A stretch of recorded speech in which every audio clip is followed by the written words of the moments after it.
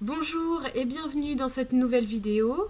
Alors aujourd'hui je vais vous parler d'un sujet qui me tient beaucoup à cœur en tant que naturopathe, un sujet très féminin, à savoir le syndrome prémenstruel ou alors l'ensemble des désagréments, des désordres, des déséquilibres qui arrivent juste avant ou pendant les règles. Je m'appelle Euriel Bourreau, je suis naturopathe, coach en alimentation et en gestion du stress, spécialisée en phyto et micronutrition et en massage détente. Aujourd'hui, je vous parle donc du syndrome prémenstruel. Comme je vous le disais, c'est l'ensemble en fait des symptômes qui apparaissent avant ou pendant les règles et qui créent vraiment de l'inconfort, de la souffrance, de la douleur, etc. pour un grand nombre de femmes. Hein. On ne sait pas à peu près le pourcentage de femmes qui sont atteintes de syndrome prémenstruel, mais c'est énorme et d'autant qu'on n'en parle pas forcément, que ça se vit comme ça un petit peu caché. Bah voilà, ouais, moi j'ai mal, ouais, moi je déprime, mais c'est tout, c'est normal, c'est considéré comme quelque chose de tout à fait normal. Voilà, c'est la croix un peu à porter pour ces femmes. Eh bien, non, vraiment pas du tout. Et moi, ça me révolte, puisque de savoir que autant de femmes souffrent pendant ou avant leurs règles alors qu'elles ne devraient pas, autant de femmes ne se reconnaissent pas pendant cette période de leur cycle, eh bien moi ça me révolte, alors qu'il y a vraiment des solutions naturelles simples, des choses à comprendre qui sont simples pour pouvoir améliorer cette situation. Je vois tellement de femmes qui sont dans ce cas-là. Je vois aussi beaucoup de jeunes femmes qu'on laisse aussi avec un syndrome prémenstruel qui s'installe et on fait rien. Et puis de toute façon, c'est vrai que c'est considéré comme normal par les femmes elles-mêmes, par l'entourage et bien sûr par le corps médical. Alors non, bien évidemment il y a plein de choses à faire, et puis déjà essayons de comprendre un petit peu ce que c'est et comment ça se passe. Alors, le syndrome prémenstruel, donc syndrome, ça veut dire un ensemble de symptômes, donc ça peut être très différent d'une femme à l'autre, bien sûr, et d'un cycle à l'autre. Hein. Tous les cycles ne sont pas forcément pareils. Alors, qu'est-ce que ça veut dire? Eh bien, ça peut être déjà tout simplement les douleurs dans le bas du ventre ou alors dans le bas du dos, avant les règles ou pendant les règles. Ça peut être des maux de tête, voire même des migraines, une fatigue qui peut être importante, des changements d'humeur, ce qu'on appelle de la labilité, ou tout simplement de la déprime, de l'irritabilité. Ça revient souvent, l'irritabilité, hein, en fait. Donc là, c'est souvent avant les règles. Et puis, ça peut être des troubles du transit avec de la constipation ou alors au contraire de la diarrhée juste avant. Ça peut être des douleurs au niveau vraiment plus intestinal. Il peut y avoir aussi de l'acné, bien entendu. Ça, c'est un gros problème. Puis, je vois quand même pas mal de femmes avec cette problématique-là en séance de naturopathie. Donc l'acné qui peut être là tout le temps et qui va vraiment être aggravé juste avant les règles. Donc très inconfortable et très gênant au niveau bien sûr de l'apparence et de la confiance en soi. Qu'est-ce qu'il peut y avoir d'autre? Plein d'autres signes, hein, de la rétention d'eau, donc ça veut dire une prise de kilos, parfois 2-3 kilos sont pris juste avant les règles, ça va être éliminé ensuite, avec des jambes qui gonflent et des jambes qui sont parfois très douloureuses, hein, toutes les jambes, les cuisses, les fesses, enfin voilà. Il y a en tous les cas tout un tas de signes qui montrent vraiment un inconfort avant ou juste dans les premiers jours des règles. Ça s'appelle le syndrome prémenstruel. Alors non, ce n'est pas normal. Le syndrome prémenstruel montre un certain déséquilibre au niveau hormonal, même si c'est pas une pathologie, même si c'est pas gravidique en soi, eh bien ça peut être quand même pris en compte et puis on peut essayer d'améliorer tout ça. Alors qu'est-ce qui peut se passer? Eh bien il peut se passer qu'il y a trop d'œstrogènes au moment de la deuxième partie de cycle, où justement les œstrogènes doivent être éliminés par le foie, et en grande partie en tous les cas. Et puis c'est la progestérone qui va prendre le relais donc sur cette partie là, c'est 10 jours avant les règles. Eh bien, lorsqu'il y a trop d'œstrogènes, on va se retrouver avec trop d'œstrogènes par rapport à la progestérone, bien entendu. Hein, c'est toujours un équilibre entre les deux. eh bien, on va se retrouver avec des signes comme ça, vraiment aggravés. Je vous ai pas parlé aussi des seins qui gonflent, bien entendu, ou qui peuvent être très douloureux, très tendus. Parfois même, c'est une prise de 1 ou 2 bonnets, hein, donc c'est quand même assez important. Alors, pourquoi est-ce qu'il y a trop d'œstrogène et pas assez de progestérone, hein, le rapport entre les deux qui est déséquilibré? Eh bien, ça peut être dû à un foie qui détoxifie mal les œstrogènes juste après l'ovulation.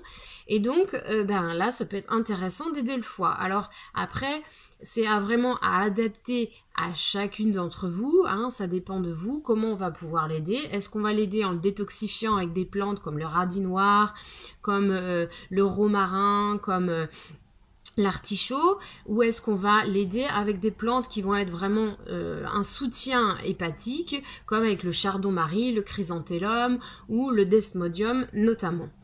Mais en tous les cas, on va vraiment pouvoir agir. Il y a aussi l'extrait de brocoli, hein, le sulforaphane de brocoli, qui est très très intéressant pour détoxifier les oestrogènes.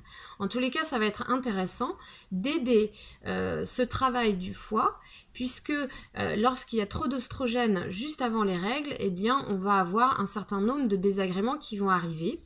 Et le foie peut être vraiment dépassé à ce niveau-là. Après, il y a aussi certaines femmes qui vont aromatiser les œstrogènes, c'est-à-dire qu'elles vont avoir tendance plutôt à transformer les œstrogènes en œstrogènes qui ne sont pas hyper sympas en termes de santé et donc qui vont entraîner aussi des désagréments, notamment là au niveau de l'acné, au niveau des seins qui gonflent, etc. Donc là, à ce moment-là, eh bien, on va aller regarder pourquoi est-ce que ça se passe comme ça, voir s'il n'y a pas un problème avec la glycémie et l'ingestion de glucides qui est très important. Alors ça, vraiment pour les femmes, manger trop de sucre, ça va être ça va causer beaucoup de désagréments au niveau du cycle hormonal et notamment du syndrome prémenstruel. On va voir s'il n'y a pas une résistance à l'insuline, on va voir s'il n'y a pas un syndrome métabolique, c'est-à-dire quand même justement un problème avec l'insuline, un problème avec les glucides, un surpoids notamment abdominal, etc. Donc ça, c'est vraiment très important puisque ce fait d'avoir un syndrome métabolique, une résistance à l'insuline et d'ingérer trop de glucides notamment, ça peut avoir un gros impact surtout donc, sur le syndrome prémenstruel, mais principalement sur l'acné, sur la pilosité aussi qui peut être plus importante. Voilà. Et bien sûr, tout ce déséquilibre hormonal peut amener à une endométriose, un syndrome des ovaires polykystiques, une acné hormonale, enfin voilà, vraiment même là, après, des pathologies qui sont plus importantes.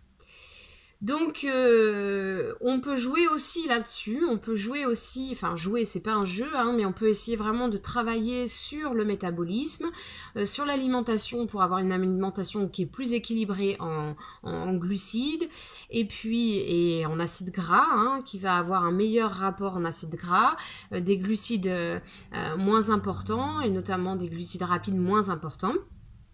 Et puis voilà, une alimentation qui sera plus riche en nutriments en tous les cas. Et puis gérer vraiment le métabolisme là à l'aide de plantes pour que ça se passe mieux au niveau vraiment du métabolisme glucidique notamment. Après, pourquoi est-ce il peut y avoir encore un syndrome prémenstruel? Plein de choses. Le stress est un facteur aussi très important. Plus on est stressé, plus ça peut être aggravé. Donc, c'est important de jouer sur ce stress-là, sur la charge mentale, qui est, je vous le rappelle, très importante au niveau féminin. Donc, on va essayer de travailler sur le stress d'une manière assez détournée, et notamment, est-ce qu'il y a assez de sérotonine? Est-ce qu'on ne peut pas en apporter, s'il y en a besoin, en apporter au niveau, par exemple, avec du griffonia ou d'autres plantes qui vont pouvoir aider à ce niveau-là, ou alors d'autres plantes qui vont faire baisser le stress, baisser le taux de cortisol, et ça, il y en a de nombreuses, la passiflore, la mélisse, le ginseng, etc. Donc ça c'est vraiment à adapter, c'est pour ça que je vous donne jamais des plantes très très précises, quand il y a telle problématique on va prendre telle plante, parce que bien entendu ça va dépendre de chacun, et là en l'occurrence de chacune. Après, eh bien sûr aussi, on peut travailler vraiment sur le fait de ne pas avoir assez de progestérone et donc de stimuler les récepteurs à la progestérone. On a une plante qui s'appelle l'alchémie, qui est très intéressante. Donc là, il faut voir aussi si cette plante peut être intéressante. Il y a le gâtillier. Attention, il y a aussi beaucoup de contre-indications avec le gâtillier, mais le gâtillier est une plante très très intéressante pour pouvoir justement diminuer ce genre de problématiques et puis d'arriver à un ratio plus intéressant au niveau œstrogène-progestérone. En tous les cas, il ne faut pas rester dans cette situation-là, avec un syndrome prémenstruel qui se répercute chaque mois ou presque. Il ne faut pas laisser vraiment, et ça j'insiste, vos adolescentes qui ont des règles qui se mettent en place, se mettre mal en place, hein. Vraiment il faut agir tout de suite. Il y a beaucoup de choses à faire et avec les adolescentes on peut jouer aussi, on peut travailler aussi avec de la gémothérapie, avec de l'huile d'onagre, etc. qui vont vraiment aider juste le corps à se mettre bien en route et qu'il y a un équilibre qui soit installé tout de suite. En tous les cas, c'est pas un sacerdoce, hein, c'est pas une fatalité non plus. Il y a plein de choses à faire qui peuvent être très intéressantes à adapter à chacune. J'ai pas parlé des troubles digestifs, hein, il y a aussi beaucoup de troubles digestifs qui peuvent être en lien avec le déséquilibre hormonal qui apparaît juste avant les règles. Et donc là aussi, on peut agir pour que ce soit plus confortable, il y ait moins de constipation, il y ait moins de diarrhée, il y ait moins de gêne ou même de gaz et de ballonnement. Voilà. Agissez, demandez, posez les questions et allez voir un ou une naturopathe pour vous aider à réguler et à vous sentir mieux chaque mois, voilà, et non plus comme quelqu'un qui est complètement à côté de ses pompes, qui va se transformer chaque mois en un dragon, en une furie, en quelqu'un de déprimé, de fatigué ou qui est vraiment pleine de douleur. À bientôt, merci, et puis laissez vos commentaires vraiment sur le syndrome prémenstruel, c'est très très intéressant. En tous les cas, moi c'est un sujet qui me tient particulièrement à cœur. À bientôt.